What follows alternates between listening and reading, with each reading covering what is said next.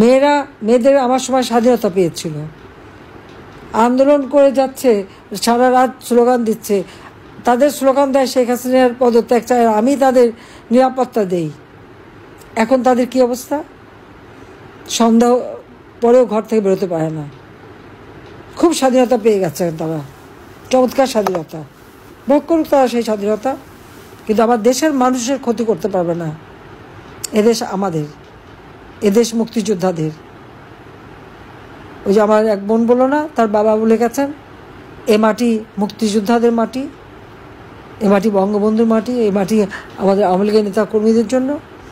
গরিব মানুষ, ফকির যারা এখন ভিক্ষুক তো আমার সময় প্রায় ছিলই না, তাদেরকে ইফতারি বন্টন করছে। ইফতারি দেওয়ার সময় সেই সোনিয়া শুধু বলছে যে আমার নেত্রীর জন্য দোয়া করে। এটা তার অপরাধ হয়ে গেছে। লাঠি সোটা নিয়ে তাকে যেভাবে মেরেছে, তার মাথা কেটে মাথা ফাটিয়ে দিয়েছে, তাকে কিভাবে নির্যাতন করে মেরেছে, তার অপরাধটা কি? সেই গরিব মানুষকে খাবার দিয়ে, সে তো খুব বেশি বড় লোক না, কিন্তু তার মন ছিল সেই গরিব মানুষকে এই দুর্মূল্যের বাজারে সে তাদের জন্য ইফতারি বন্টন করছিল। তাকে ধরে মেরে তারপরে যে মার খাবে তাকেই গ্রেপ্তার করা হয়।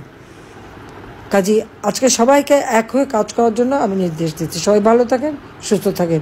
জয় বাংলা, জয় বঙ্গবন্ধু, বাংলাদেশ চিরজীবী হোক।